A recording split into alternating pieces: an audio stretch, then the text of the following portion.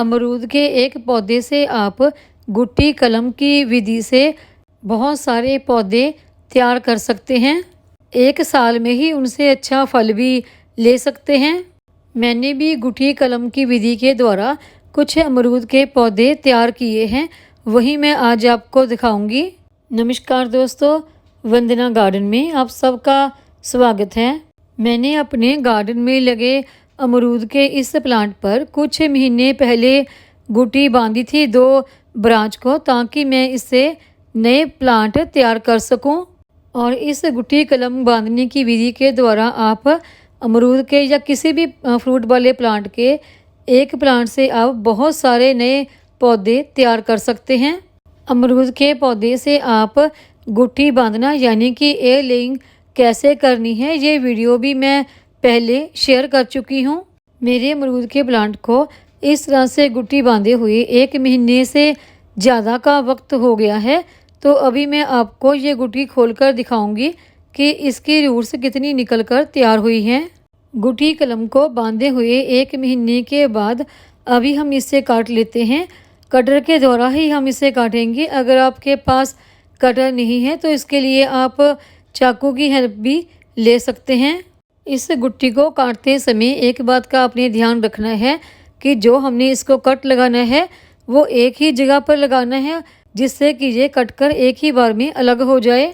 तो देखिए, अभी हमने इसको काट कर अलग कर लिया है और जो ये हमने जो डोरी बांध के रखी थी वो भी निकाल ली है। अभी मैं आपको ये इसकी प्लास्टिक हटाकर इसकी जो रूट है वो भी दिखाती हूँ। तो देखिए, 1 महीने में ही इसकी रूट्स काफ़ी निकल कर आ गई हैं। जो इसकी हमने एयर लेइंग की थी वो पूरी तरह से सक्सेसफुल रही है और ये हमारा एक छोटा अमरूद का नया पौधा बनकर तैयार हो गया है। और इसकी रूट्स देखिए काफ़ी अच्छी निकल कर आई हैं। सिर्फ 1 महीना ही हमने इस कलम को रखा था। अगर हम इसे कम से कम 2 से 3 महीने के बाद निकालते तो इसकी रूट्स और ज़्यादा अच्छी निकल कर आती। इस अमरूद के प्लांट को लगाने के लिए ये मैंने गमला तैयार किया है। जब ये प्लांट थोड़ा सा बड़ा हो जाएगा तो मैं इसे फिर किसी बड़े ड्रम में ट्रांसफ़र कर दूंगी। अब बात आती है कि इस प्लांट को लगाने के लिए मैंने मिट्टी कैसे तैयार की है। तो देखिए, मैंने इसमें कोई भी फर्टिलाइज़र ऐड नहीं की है। सिर्फ मैंने यहाँ पर इसमें हल्दी का 1 चम्मच ही मिक्स किया है। बिल्कुल सिंपल मिट्टी ली है।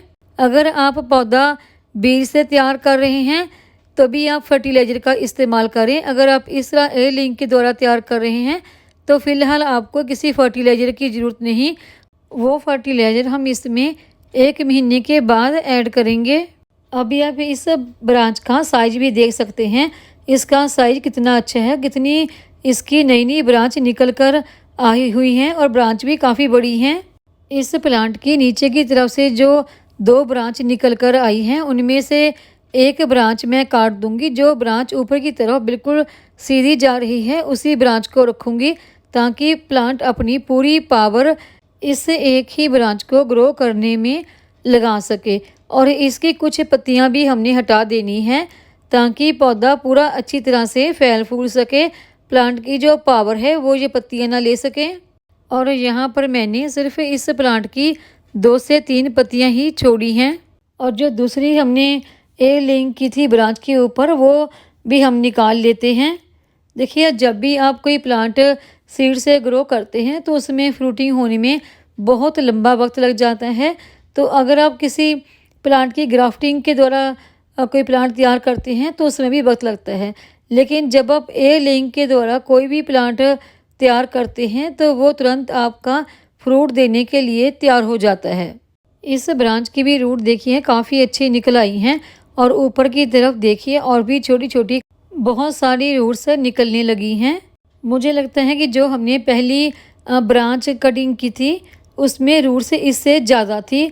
हालांकि दोनों को हमने एक साथ ही गुट्टी बांधकर तैयार किया था।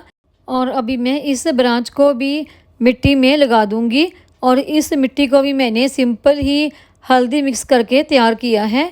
और जब ये हमारा पौधा ग्रो होना शुरू हो जाएगा मिट्टी में तो इसमें और भी बहुत सारी नई नई ब्रांच निकल कर आने लगेंगी। और अभी हमने इस प्लांट को लगाने के बाद डायरेक्ट धूप में नहीं रखना, बल्कि थोड़ा सा हम इसे सेमी शेड एरिया में ही रखेंगे। यहाँ पर कम से कम सुबह की और शाम की धूप आती हो, तो वहाँ पर हमने कम से कम इसे 15 दिन रखना है। अगर हम इसे डायरेक्ट धूप में रख देंगे तो ये पौधा हमारा मर जाएगा। इस प्लांट की भी बहुत सारी ब्रांच निकल आई हैं, तो इसकी मैं कुछ ब्रांच काट दूंगी ताकि ये प्लांट थोड़ा सा हल्का हो सके और ये आसानी से अपनी ग्रोथ पकड़ सके और प्लांट अपनी पूरी पावर ग्रो होने में लगा सके। और जब ये हमारा प्लांट अच्छी तरह से ग्रो हो जाएगा और इस पे फ्रूटिंग होने लगेगी, तो फिर मैं आपको दिखाऊंगी। जब भी आप एयरलिंग के द्वारा प्लांट तैयार करते हैं तो समय समय पर उसकी हल्की फुल्की पिंचिंग जरूर करते रहें। पिंचिंग करने से वो प्लांट जल्दी और ज़्यादा घना हो जाएगा और उसमें फ्रूटिंग भी काफ़ी अच्छी होगी। उम्मीद है आपको मेरी ये एयरलिंग के रिजल्ट की वीडियो पसंद आई होगी। वीडियो पसंद आई हो तो लाइक करें, सब्सक्राइब करें, शेयर करें, कमेंट करें, बेल आइकॉन को ज़रूर दबाएं ताकि मेरी आने वाली हर नई वीडियो का नोटिफिकेशन आपको मिलता रहे।